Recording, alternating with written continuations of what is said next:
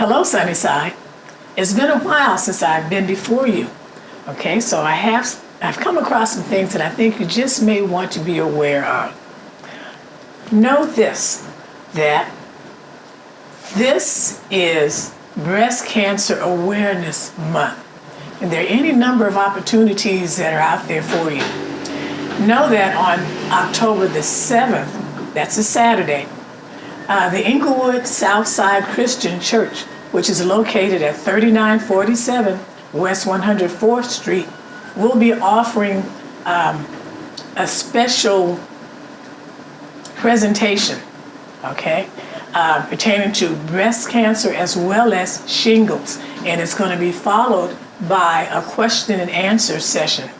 It's being presented by this group, Fighting Against Cancer for Everyone in the Spirit.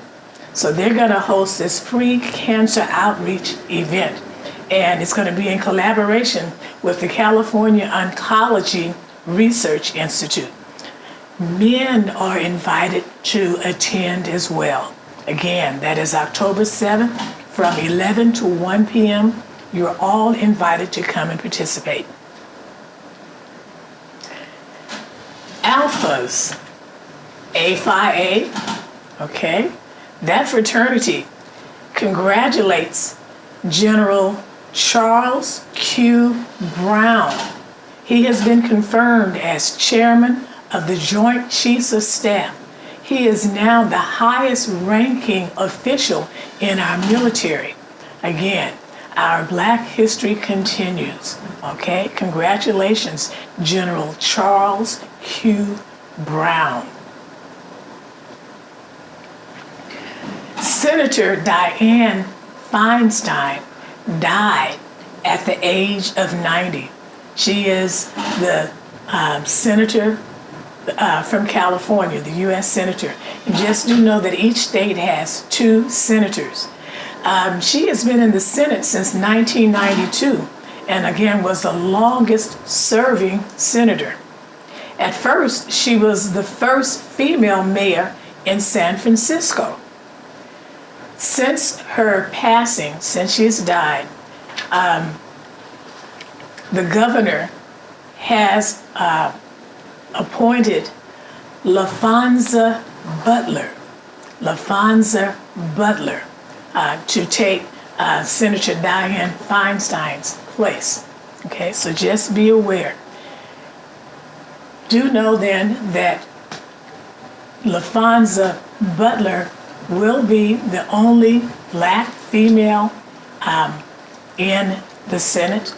She is the first openly gay female, okay? So again, history continues to go on. Just be aware. NAACP, National Association for the Advancement of Colored People. And I must admit, I really do respect that organization. As a retiree from the Inglewood Unified School District, I must admit that the NAACP was the organization that brought suit against the Inglewood Unified School District for not hiring minority teachers. So back in 1971, okay, following that suit, I was hired along with a friend of mine who recently passed. Okay, but just do know, I have a tremendous amount of respect for the NAACP. And this week is National Voter Education Week. It runs October 2nd through the 6th. But I'm going to suggest that we just not give it a week, but let's, as voters, continue on with that. Now, they suggest then that on a Monday, which would be today, register to vote or check your voter registration status. Okay, make sure you do that. Make sure you do that. Register to vote or check your voter registration status. That's on a Monday. That could be Monday of next week, Monday of the following week. So just be aware of that. On Tuesday, they suggest that you request your mail-in ballot. Now, I'm not aware that there are any voting issues coming up at this time. But again, do check and request your mail-in ballots, okay? Just something for you to remember. On a Wednesday, they suggest that you plan to vote. And my plan is always to go in and vote. And the reason I do that is because all you have to do is fill out a little form. Just simply fill out a little form. And people really lost their lives so that we could actually have that right in order to vote. I'm going to continue on with their schedule for the week. On Thursday, learn what's on your ballot. Again, there isn't a ballot issue coming up right now, but just do know that voter suppression is really a tremendous issue that we're dealing with, okay? Voter suppression. And again, it must be something about our voting because so many states, so many people are trying so hard to make sure that we don't get a chance to do just that. And on Friday, they suggest that you recruit 5 volunteers for 2024. There's an election coming forth in 2024. Now, my plan, as I continue to tell you about my plan is to check with all of the young adults at Sunnyside to make sure that they are registered voters. And if they are not registered voters, I want to point out to them that in our foyer, there are registration forms, voter registration forms that can be filled out. At the same time, I intend to have a form in my hand so that I can actually give it to them. You'd be surprised at the number of kids I've actually questioned and have actually given them the form, and that following week asked them, well, did you fill it out? Did you put it in the mail? Well, perhaps I can help you. Why don't you just take a few minutes and let's sit down and we'll fill it out together. But again, I really want you to take that job very seriously. And if by chance there are no voter registration forms in the foyer, just do know I have some in the trunk of my car. I do take that job very seriously, okay? At the same time, I know that I'm a registered voter because this came in the mail. And the idea is if I need to have my ballot in a different language, it's a matter of just filling this form out and returning it, okay? At the same time, have you moved recently? If you've moved recently, then again, you need to do some follow-up, okay? You can update your registration information by re-registering online. Go to, all capital letters, lavote.gov, lavote.gov, or by calling 800-815-2666. Again, 800-815-2666, option 2. Again, my thing is no excuses, no excuses. One of the reasons I say no excuses is, let me share with you a couple of things here. All right? I might have shown them to you in the past, but perhaps it might have been the session you didn't see. Here, Elbert Williams was lynched in Brownsville, Tennessee in 1940. I didn't say 1840. In 1940, for working to register black voters as part of the local NAACP. Again, that organization that I tell you I have a tremendous amount of respect for. Again, blood was shed. Sacrifices have been made. Show respect. Vote. Okay, and before you vote, you must register. Okay? 1940. Continuing on.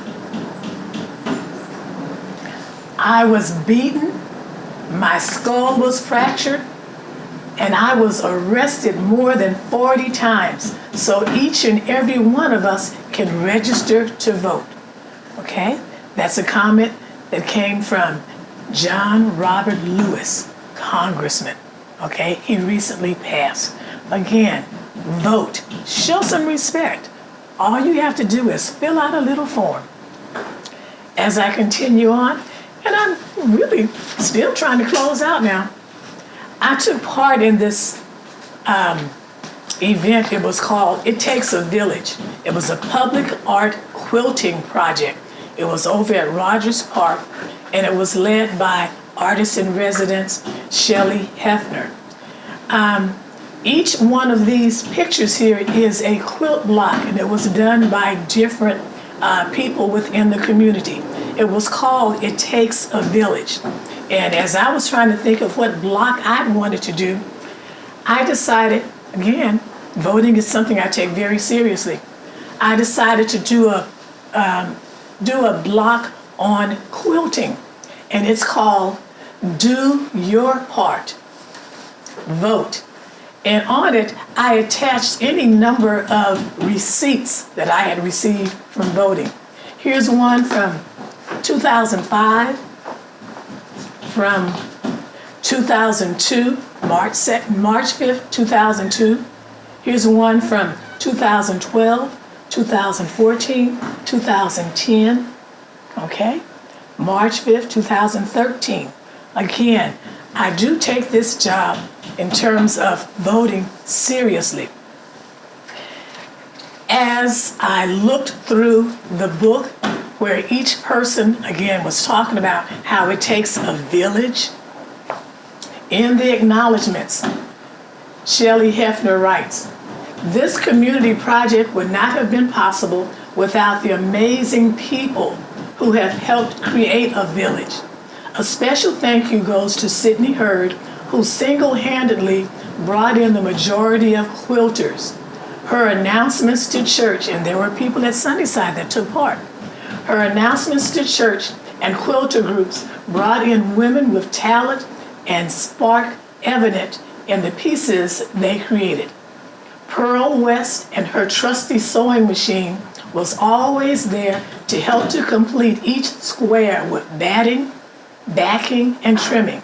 Last but not least, my friend and my assistant, the very talented Dallas Frank, was my partner and trusted right hand in facilitating the workshop." Again, take your right to vote seriously. Again, people lost their lives so that we could do just that. And I'm not just talking about adults that lost their lives. As I really do close out now, I'm going to read you the closing article from the Wave newspaper that was written Thursday, September 21st, 2023, by Miriam Wright Edelman. "4 little rocking chairs on the front porch of the lodge at the Children's Defense Fund's Alex Haley Fund honor Addie Mae Collins, Denise McNair, Carol Robinson, and Cynthia Wesley, and help young people who are movement leaders today learn about the extraordinary sacrifices children made to help change America as frontline soldiers and transforming catalysts during the civil rights movement. Children were the shock troop who parted threatening crowds to attend newly desegregated schools. Children attended marches and faced police dogs and fire hoses and filled jails alongside adults. And children were killed by the same hate-filled violence. On this anniversary and every day, our nation owes all of them an enormous debt of gratitude. Again, children's lives were sacrificed as well in order for us to have the right to vote. As I completely close out, just do know, COVID is shutting down, but again, the danger is still with us. Do what you feel is in your best interest. If you feel it is in your best interest, when there's a room full of people not wearing masks and you have yours, by all means, do what you feel is in your best interest. Thank you.